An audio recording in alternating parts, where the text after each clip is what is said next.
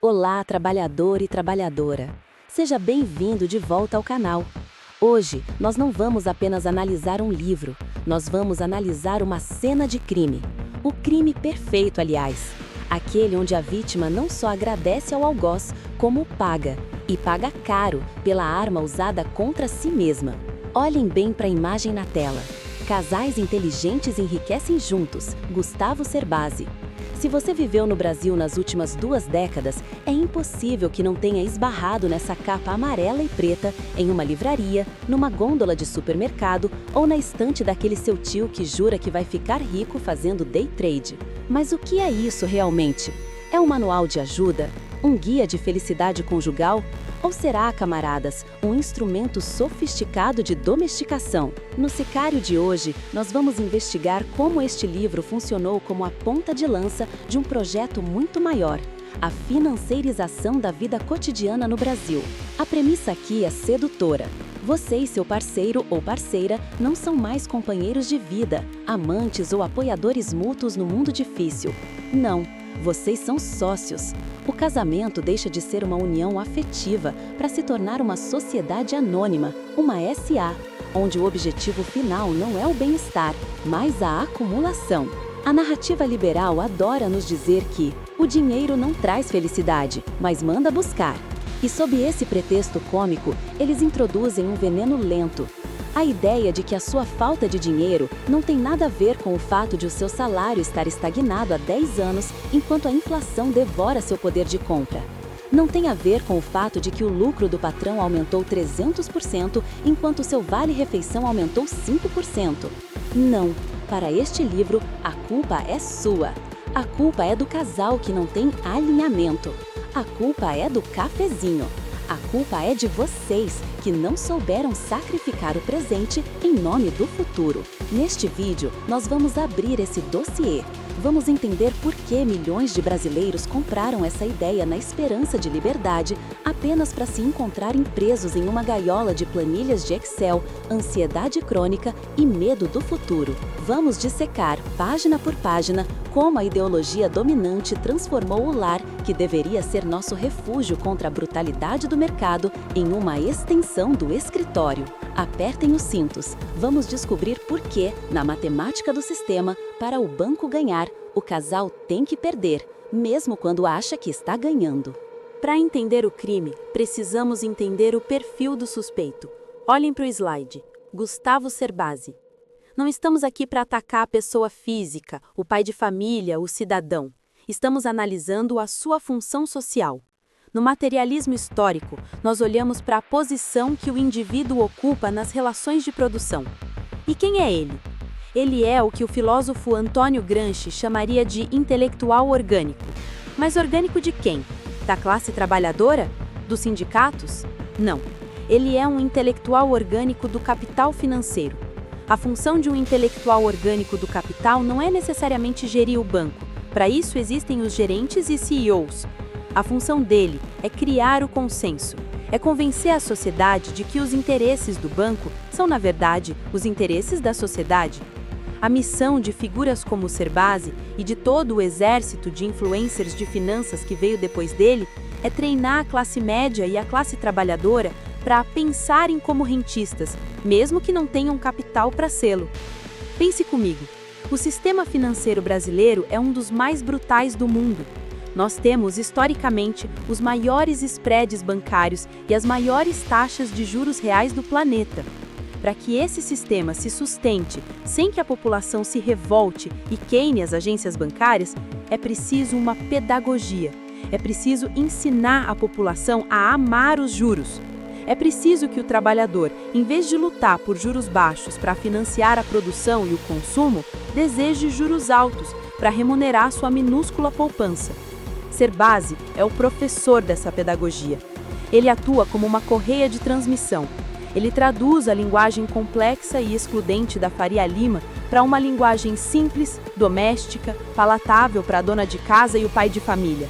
Ele diz: venha, o mercado é para todos, mas isso é uma armadilha. Ao convencer você a colocar suas economias na ciranda financeira, ele não está te libertando, ele está fornecendo liquidez para o sistema. Ele está treinando você para servir ao rentismo, para aceitar a financiarização de cada aspecto da sua vida. Ele legitima a desigualdade. Ao dizer que a riqueza é uma questão de escolha e inteligência, ele automaticamente rotula a pobreza como estupidez e falta de planejamento. É a ferramenta perfeita para desmobilizar qualquer luta coletiva. Afinal, se eu sou pobre porque não li o livro do Cerbasi, por que eu faria greve? Por que lutaria por reforma tributária? O problema sou eu.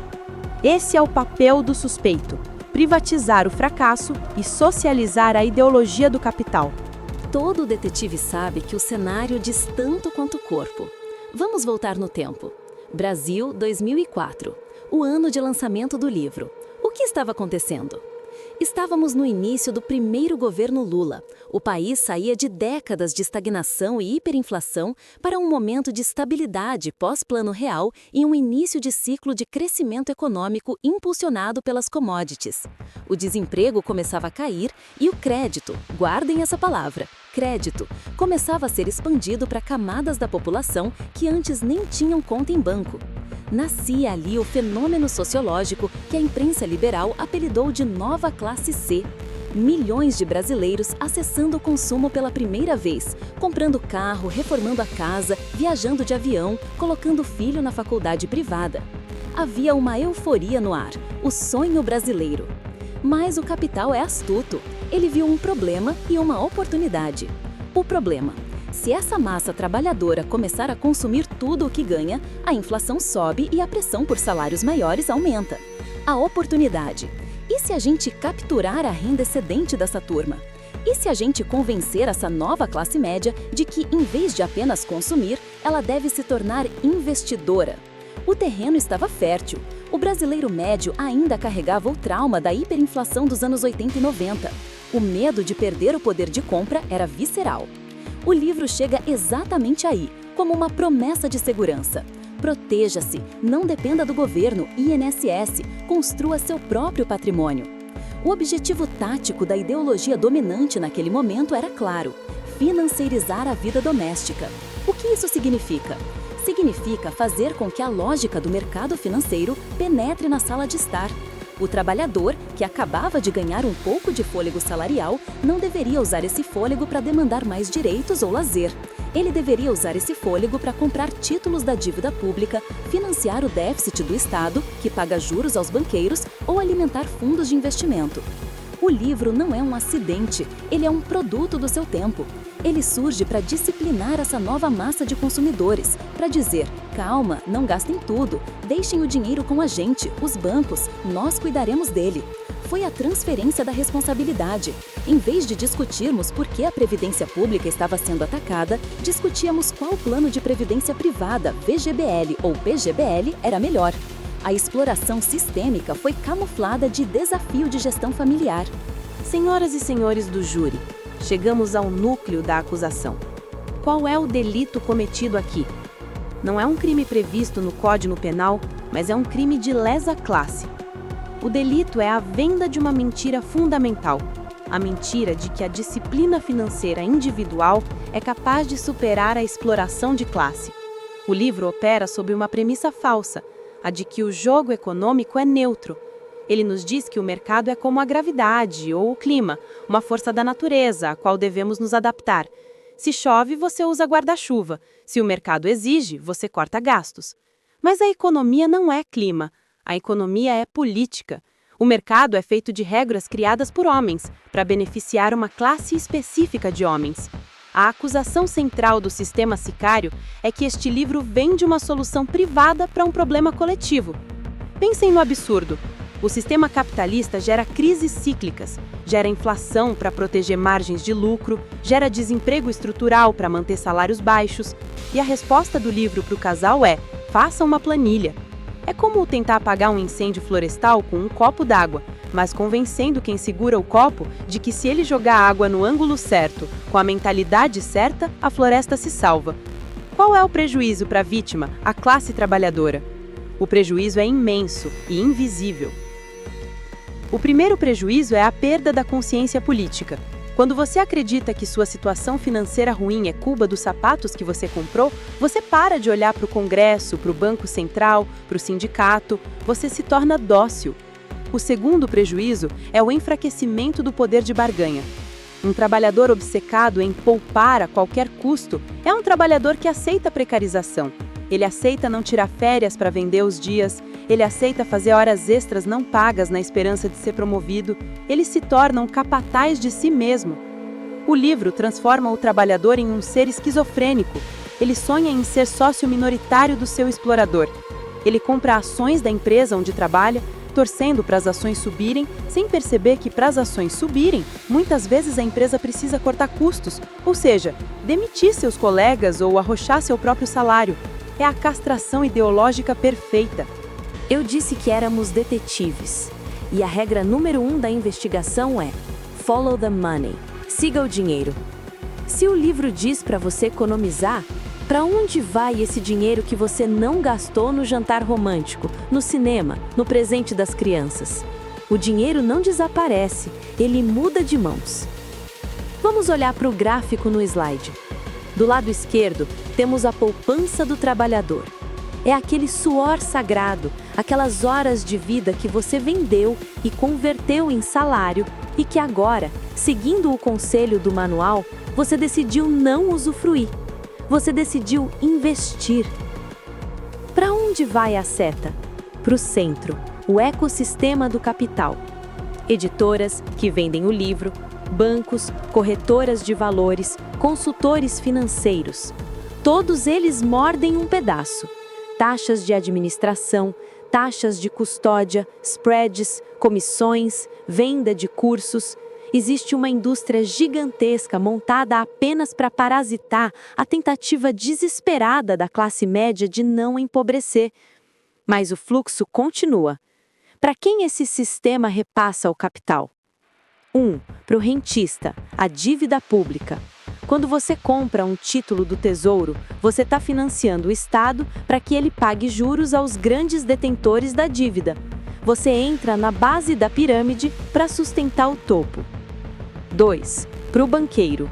O seu dinheiro parado no banco ou investido em CDBs serve de lastro para o banco emprestar dinheiro a juros extorsivos para outro trabalhador que não conseguiu poupar. O seu investimento financia a dívida do seu vizinho. 3. Para o capitalista.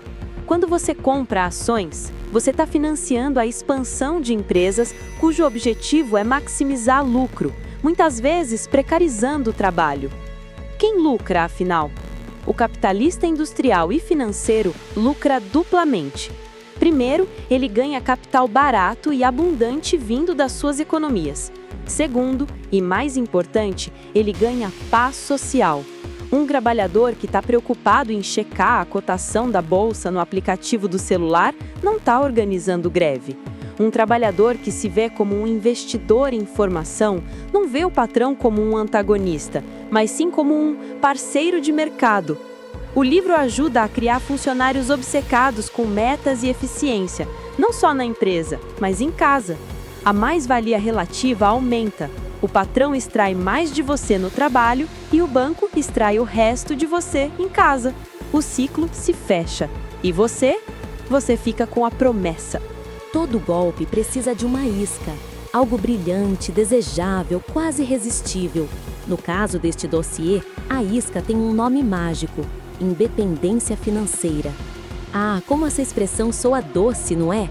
A ideia de que um dia você poderá parar de trabalhar, mandar o chefe para aquele lugar e viver de renda passiva, tomando água de coco na praia numa terça-feira à tarde.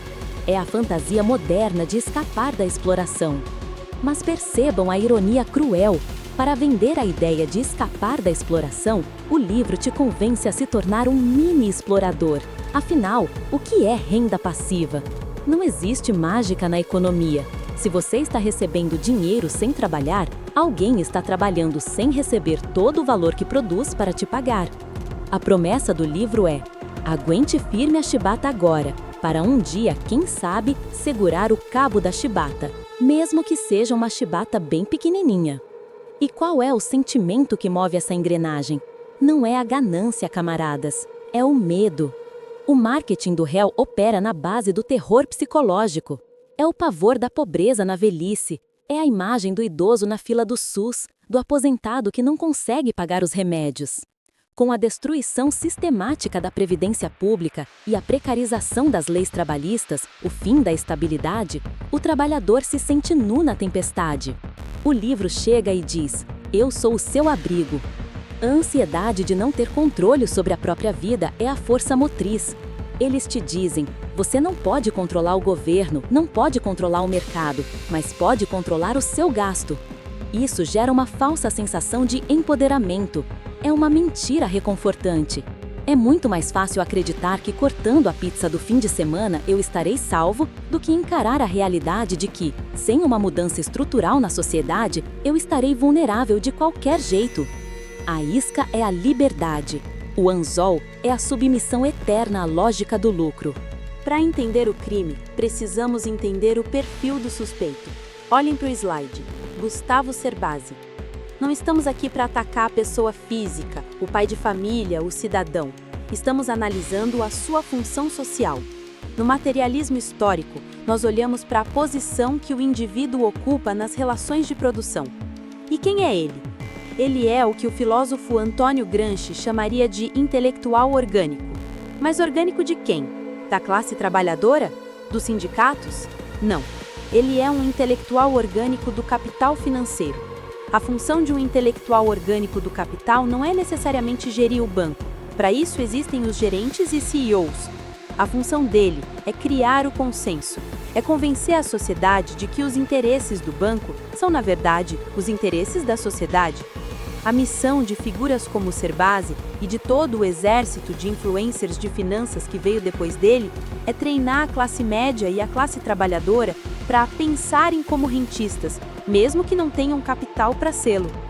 Pense comigo, o sistema financeiro brasileiro é um dos mais brutais do mundo. Nós temos, historicamente, os maiores spreads bancários e as maiores taxas de juros reais do planeta. Para que esse sistema se sustente sem que a população se revolte e queime as agências bancárias, é preciso uma pedagogia. É preciso ensinar a população a amar os juros. É preciso que o trabalhador, em vez de lutar por juros baixos para financiar a produção e o consumo, deseje juros altos para remunerar sua minúscula poupança. Cerbasi é o professor dessa pedagogia. Ele atua como uma correia de transmissão. Ele traduz a linguagem complexa e excludente da Faria Lima para uma linguagem simples, doméstica, palatável para a dona de casa e o pai de família. Ele diz: venha, o mercado é para todos, mas isso é uma armadilha. Ao convencer você a colocar suas economias na ciranda financeira, ele não está te libertando, ele está fornecendo liquidez para o sistema. Ele está treinando você para servir ao rentismo, para aceitar a financiarização de cada aspecto da sua vida. Ele legitima a desigualdade. Ao dizer que a riqueza é uma questão de escolha e inteligência, ele automaticamente rotula a pobreza como estupidez e falta de planejamento. É a ferramenta perfeita para desmobilizar qualquer luta coletiva. Afinal, se eu sou pobre porque não li o livro do Cerbasi, por que eu faria greve? Por que lutaria por reforma tributária? O problema sou eu. Esse é o papel do suspeito: privatizar o fracasso e socializar a ideologia do capital. Como o autor consegue convencer milhões de pessoas a aceitarem essa vida de privação? Ele usa uma arma retórica poderosa. O nome dela é meritocracia financeira. Vamos fazer uma análise balística dessa arma. Como ela explode? Ela é uma bomba de fragmentação social. O objetivo dela é atomizar a classe. Antes, o trabalhador olhava para o lado e via um igual. Meu vizinho está endividado, eu estou endividado. O problema é o sistema. A meritocracia financeira muda isso. Ela diz: se o seu vizinho está endividado, é porque ele é irresponsável, burro, gastador. Se você está poupando, você é virtuoso, inteligente, superior. Isso quebra a solidariedade de classe, transforma a luta coletiva por direitos em uma competição individual por migalhas. Você deixa de lutar para que todos tenham aposentadoria digna e passa a lutar para que a sua carteira de investimentos bata a inflação. e dane-se o resto. A retórica cria o conceito de culpa individual. Se você não ficou rico, não é porque o salário mínimo é baixo, não é porque os juros são altos, não é porque o sistema é desenhado para concentrar renda. Não, é porque você não teve mindset, é porque você comprou aquele carro, é porque você não teve disciplina. Essa culpa é paralisante, ela impede a revolta. Quem se sente culpado não faz revolução. Quem se sente culpado baixa a cabeça e trabalha mais, tenta economizar mais, se chicoteia mais. O isolamento é total. Cada família se torna uma ilha, lutando sozinha contra as ondas gigantes do mercado global, armada apenas com um barquinho de papel chamado orçamento doméstico. É uma batalha perdida antes de começar, mas a retórica te convence de que você é o almirante do seu destino. Vamos examinar as provas materiais encontradas no livro. Evidência A: os perfis financeiros. O autor adora classificar as pessoas: o gastador, o poupador, o descontrolado, o financista. Ele cria caixinhas psicológicas. Mas vamos fazer a tradução sicário. O que isso realmente significa? Isso é a psicologização da economia. É uma manobra para dizer que a sua condição material é um mero desvio de personalidade. Pense na perversidade disso. Uma família que ganha 2 salários mínimos e gasta tudo o que ganha para comer, pagar aluguel e transporte é classificada como gastadora ou descontrolada. Segundo a lógica estrita dessas planilhas, sim, porque não poupam. Mas a realidade é que não existe margem de escolha. A pobreza não é um mindset. A pobreza é uma condição estrutural imposta pelo capital. Quando o livro diz que você precisa mudar seu perfil financeiro de gastador para investidor, ele está ignorando que para a imensa maioria da classe trabalhadora brasileira, o gasto não é opcional, o gasto é sobrevivência. Dizer que o problema é um mindset serve para ocultar a estagnação do salário e a exploração do trabalho. É muito conveniente para o patrão que o funcionário ache que está sem dinheiro porque é desorganizado e não porque o salário é uma miséria. Enquanto você faz terapia ou lê autoajuda para curar seu perfil financeiro, o capital continua extraindo o valor do seu trabalho sem ser incomodado. Evidência B. Talvez a frase mais repetida e mais perigosa de todas: pôr o dinheiro para trabalhar para você. Ah, o sonho dourado, o dinheiro de macacão e capacete, suando enquanto você dorme. Vamos à tradução sicário. Isso é o puro fetichismo do capital. Camaradas, dinheiro não trabalha. Dinheiro é metal, papel ou bits num servidor. Dinheiro é matéria inerte. Ele não levanta muro, não planta soja, não dirige ônibus, não dá aula. Quem trabalha são pessoas, seres humanos de carne e osso. Quando o livro diz que o seu dinheiro está rendendo juros, o que está acontecendo na realidade? O sistema financeiro está pegando esse direito de saque, que é o dinheiro, e usando-o para comandar trabalho alheio. Os juros que pingam na sua conta não caem do céu. Eles são uma fração da mais-valia extraída de outro trabalhador em algum lugar da cadeia produtiva. Se você ganha dividendos da Petrobras, é o petroleiro na plataforma que gerou esse valor. Se você ganha juros do banco, é o endividado pagando taxas abusivas que gerou esse valor. Essa frase esconde a relação social de exploração. Ela faz parecer que o crescimento da riqueza é uma propriedade mágica e natural do dinheiro, como uma semente que vira árvore. Mas na economia, para alguém ganhar sem trabalhar, alguém tem que trabalhar sem ganhar. O livro treina você para desejar ser o parasita, em vez de se solidarizar com o hospedeiro, a classe trabalhadora, esquecendo que, na maior parte do tempo, você também é o hospedeiro. Todo golpe precisa de uma isca, algo brilhante, desejável, quase irresistível. No caso deste dossiê, a isca tem um nome mágico: independência financeira. Ah, como essa expressão soa doce, não é? A ideia de que um dia você poderá parar de trabalhar, mandar o chefe para aquele lugar e viver de renda passiva, tomando água de coco na praia numa terça-feira à tarde. É a fantasia moderna de escapar da exploração. Mas percebam a ironia cruel.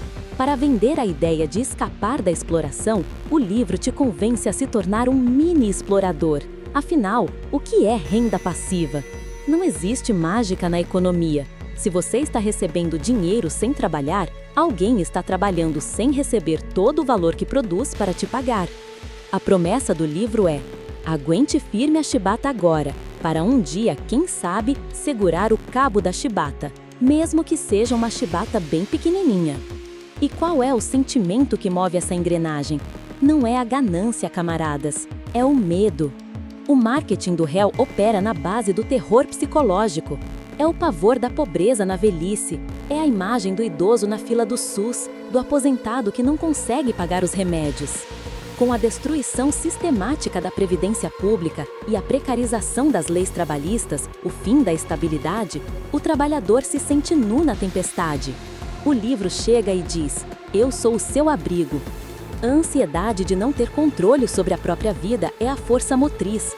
Eles te dizem: você não pode controlar o governo, não pode controlar o mercado, mas pode controlar o seu gasto. Isso gera uma falsa sensação de empoderamento. É uma mentira reconfortante. É muito mais fácil acreditar que cortando a pizza do fim de semana eu estarei salvo do que encarar a realidade de que, sem uma mudança estrutural na sociedade, eu estarei vulnerável de qualquer jeito. A isca é a liberdade. O anzol é a submissão eterna à lógica do lucro. Em toda investigação, o que não está na cena do crime é tão importante quanto o que está.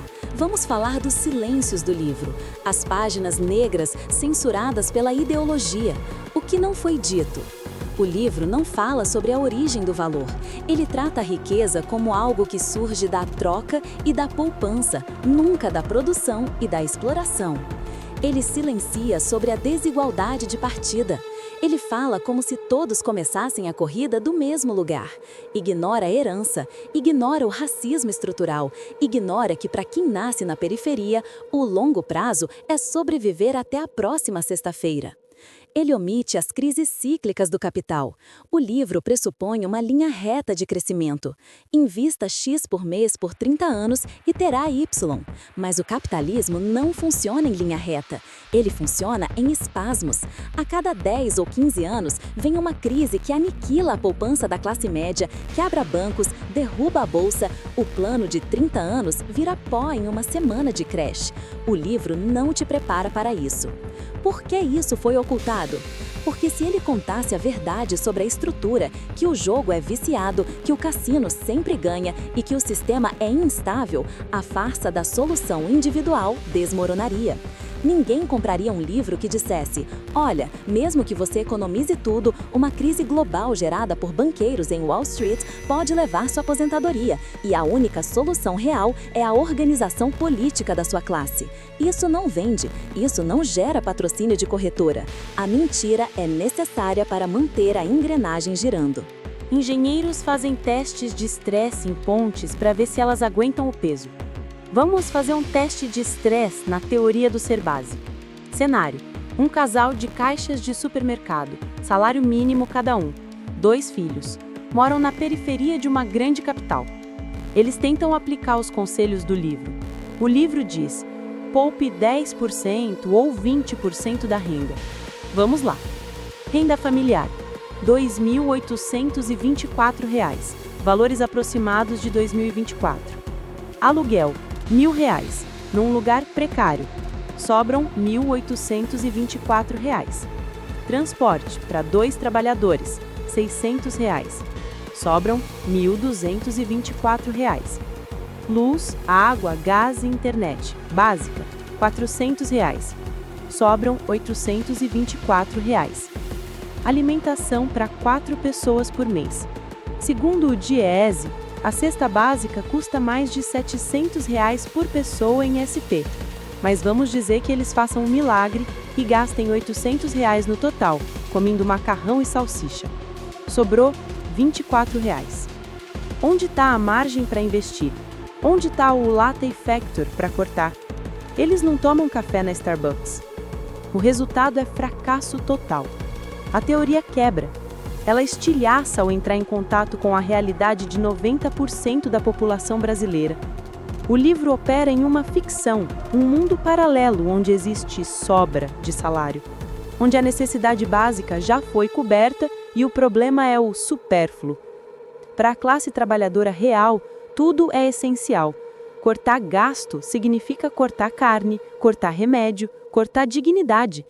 Pregar a inteligência financeira para quem vive na subsistência não é conselho, é sadismo. É um delírio de classe média alta projetado sobre a nação inteira. Chegamos à grande contradição dialética do nosso dossiê: o furo no roteiro, a hipocrisia fundamental. A promessa do livro, em letras garrafais, é liberdade financeira. Mas qual é a prática exigida para chegar lá? A prática é uma prisão. Olhem a imagem da gaiola. É exatamente assim que se sente o casal inteligente do livro. Para atingir a tal liberdade futura, você deve viver uma vida de ansiedade presente, controle milimétrico, anotar cada bala num aplicativo, discutir cada centavo, privação de lazer, medo de cada gasto não planejado. Você se torna um escravo do futuro, um prisioneiro da acumulação. Que liberdade é essa que te proíbe de viver? Que liberdade é essa que te obriga a pensar em dinheiro 24 horas por dia, não por necessidade, mas por estratégia? O capitalismo inverte os valores.